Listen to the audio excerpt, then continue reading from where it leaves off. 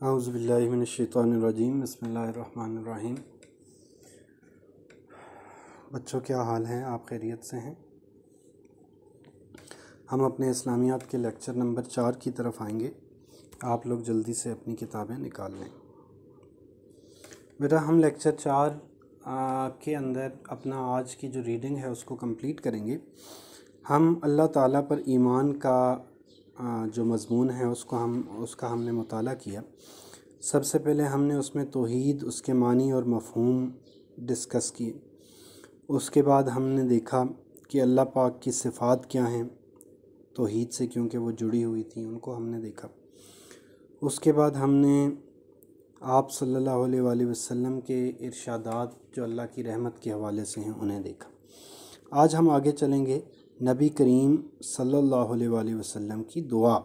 اس paragraph پہ آ جائیں، اس کی ریڈنگ ہم شروع کرتے ہیں۔ حضرت ابن عباس رضی اللہ تعالیٰ عنہ سے مروی ہے کہ نبی کریم حضرت محمد صلی اللہ علیہ وآلہ وسلم رات کے اوقات میں عبادت کرتے ہوئے یہ دعا کیا کرتے تھے۔ کیا دعا تھی؟ وہ دعا یہ نیچے ہے: یا اللہ، تمام تعریفیں تیرے لیے ہیں، تو آسمان اور زمین اور ان کے درمیان جو چیزیں ہیں ان کا نگراں ہے۔ تیرے ہی لیے حمد ہے، تو آسمان اور زمین کی روشنی ہے، تیرے ہی لیے حمد ہے۔ تو سچ ہے، تیرا وعدہ سچ ہے، تجھ سے ملاقات سچ ہے، تیرا قول سچ ہے، جنت سچ ہے، دوزخ سچ ہے، تمام نبی سچ ہیں، اور محمد صلی اللہ علیہ وآلہ وسلم سچ ہیں، اور قیامت سچ ہے۔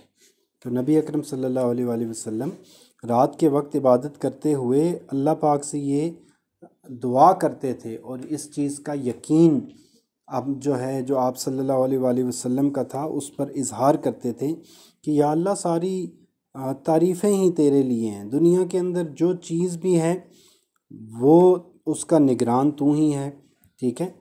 اللہ کے لیے ہی تمام حمد و ثنا ہے، اور اللہ پاک نے جو وعدہ کیا وہ بھی سچ ہے، اللہ پاک سے جو ہم نے قیامت کے بعد ملاقات کرنی ہے وہ بھی سچ ہے، جنت، دوزخ، دوبارہ اٹھنا، تمام انبیاء، ہر ایک چیز جو اللہ پاک نے ہمیں بتائی وہ سب سچ ہے۔ تو آگے یہ پورا مضمون پڑھنے کے بعد اب ہمیں کیا کرنا چاہیے، ٹھیک ہے؟ یہ دیکھیں اس کے بارے میں کیا لکھا ہے کہ اللہ تعالیٰ نے ہمیں اشرف المخلوقات اور اپنا نائب بنایا، اور زمین اور آسمان میں موجود ہر چیز کو ہمارے لیے مسخر کر دیا، اور ہمارا مرتبہ ان سب چیزوں سے بلند کر دیا۔ لہٰذا اللہ تعالیٰ کا نمائندہ ہونے کی وجہ سے ہمیں مخلوق کو معبود بنانے کے بجائے خالق کے سامنے جھکنا چاہیے، صرف اسی کی عبادت کرنی چاہیے، اور اسی کی عبادت میں کسی کو اس کا شریک نہیں ٹھہرانا چاہیے۔ اللہ تعالیٰ کے ساتھ کسی کو شریک ٹھہرانا سب سے بڑا گناہ ہے۔ تو ہمارا پہلا کام یہ ہے، کیونکہ دیکھیں ہم اللہ پاک کی مخلوق ہیں، اور اللہ پاک نے ہمیں سب مخلوقات میں برتری دے دی۔ انسان جو ہے وہ سب سے افضل مخلوق ہیں۔ دیکھیں چرند پرند جانور بھی ہمارے تابع ہیں، یہ پہاڑ، دریا، سمندر بھی ہمارے تابع ہیں، ہر ایک چیز ہمارے مطابق چلتی ہے، یا ہم جس طرح سے چاہیں اس سے فائدہ اٹھا سکتے ہیں۔ تو اللہ پاک نے ہمیں جو ہے وہ سب سے بڑی مخلوق، سب سے اشرف مخلوق بنایا، اور دنیا میں ہمارے لیے ہی سارا راحت کا سامان پیدا کیا۔ تب ہمارا کام یہ ہے کہ ہم اللہ کے علاوہ کسی کے سامنے نہ جھکیں، ٹھیک ہے؟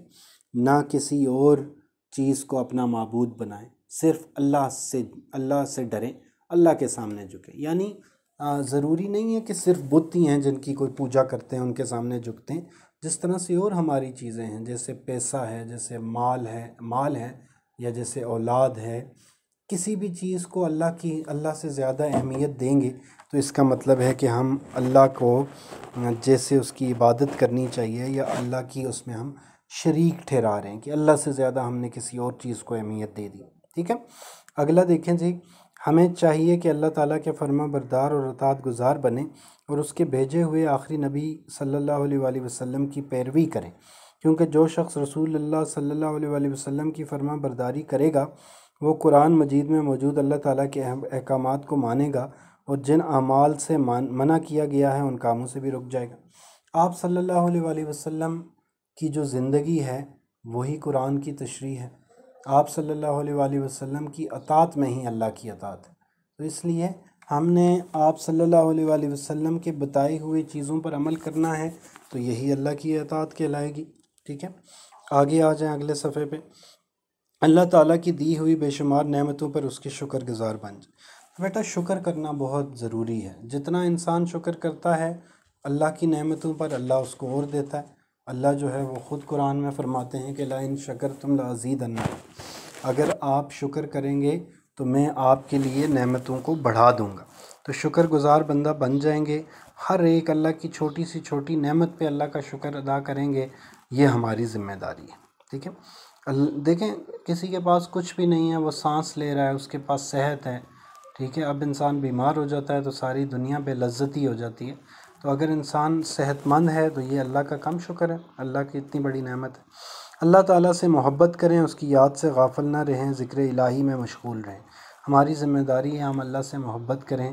اللہ نے ہمیں جو نماز روزہ جو عبادات بتائی ہیں وہ کریں، اللہ کے سامنے جھکیں اور اللہ کے ذکر میں مشغول رہیں. جس طرح سے مختلف اذکار ہوتے ہیں، سبحان اللہ، الحمدللہ، اللہ اکبر، مختلف کلموں کا ورد، مختلف اذکار ہیں، وہ ہم کرتے رہیں تو اس سے اللہ کی قربت نصیب ہوتی ہے. تمام مصائب اور مشکلات میں اسی کو مدد کے لیے پکاریں، اسی سے اپنی حاجتیں طلب کریں. اپنی مشکلات حل کے لیے دوسروں کے محتاج نہ بنیں، اسی کے محتاج رہیں. ہر معاملے میں اللہ پر توکل کریں. تو یہ بہت ضروری ہے کہ ہم جب پریشان ہوتے ہیں، کوئی مشکل آتی ہے، تو ہم لوگوں کی طرف نہ دیکھیں کہ یہ میری مشکل کو حل کر دے گا، وہ میری مشکل کو حل کر دے گا. ٹھیک ہے، میرے تو انکل یا میرے رشتہ دار تو پرائم منسٹر ہیں یا کوئی منسٹر ہیں، تو مجھے جب بھی کوئی پریشانی آئے گی تو میں ان سے کہوں گا. ٹھیک ہے، تو یہ چیز غلط ہے. ہر ایک پریشانی، ہر ایک مشکل کا جو حل ہے، جو اس سے چھٹکارا ہے، اس کے لیے اللہ سے دعا کرنی ہے، اللہ سے حاجت کرنی ہے. ٹھیک ہے، ہر معاملے میں اللہ پر ہی توکل کرنا ہے. آخری پوائنٹ ہے، ہم اپنی زندگی کو اللہ تعالیٰ کی صفات کے مطابق ڈالیں. مطلب اللہ کی کیا صفات ہیں؟ لطف و مہربانی، امن و سلامتی، عدل و انصاف، تدبر و حکمت، احسان و ایثار اور محبت و الفت جیسی صفات کو اپنے کردار کا حصہ بنائیں اور صحیح معنوں میں اللہ تعالیٰ کا نمائندہ بنیں، تاکہ وہ ہم سے راضی ہو جائے اور ہمیں اور ہماری دنیا و آخرت سنور جائے. تو ہم نے اللہ پاک کی صفات اپنے اندر پیدا کرنی ہے، کیونکہ ہم اللہ کے نائب ہیں. ٹھیک ہے، اور وہ صفات کیا ہیں؟ کہ ہمارے اندر جو ہے ہم لوگوں سے مہربان ہو جائیں، امن ہمارے اندر ہو، ہم کوئی توڑ پھوڑ نہ کریں، کبھی کسی کو نقصان نہ پہنچائیں، ہر ایک کے ساتھ عدل کا معاملہ کریں. ٹھیک ہے، کسی کا حق نہ ماریں. ہم جو ہے وہ تدبر و حکمت کا مطلب ہے کہ ہم ہر ایک چیز سوچ سمجھ کر کریں. احسان و ایثار کا مطلب ہے کہ ہم دوسرے لوگوں کے لیے اپنی خواہشات کو قربان کر دیں. ٹھیک ہے، اور محبت و الفت، ہر ایک چیز کے ساتھ جو ہے ہمارا سلوک وہ بہترین ہو. تو یہ ہمارے اندر صفت پیدا ہونی چاہیے. تو بیٹا یہاں پہ ہمارا نیچے ویسے اسماء حسنہ ہیں، اللہ کے ناموں میں سے چند یہ ہیں. ٹھیک ہے، تو یہ اللہ کے نام ہیں، اللہ کی صفات ہیں. واحد کا مطلب ایک ہے، باقی کا مطلب ہمیشہ باقی رہنے والا ہے، اور دیگر یہ سب صفات ہیں، یہ سب اللہ کی صفات ہیں.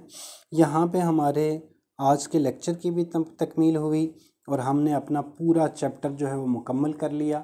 اس پورے چیپٹر کی ریڈنگز کو 2-3 دفعہ کر لیں تاکہ آگے ہم مشق کرنے میں ہمیں آسانی ہو سکے. اپنا خیال رکھیں، اپنے گھر والوں کا خیال رکھیں. بہت شکریہ. اللہ حافظ.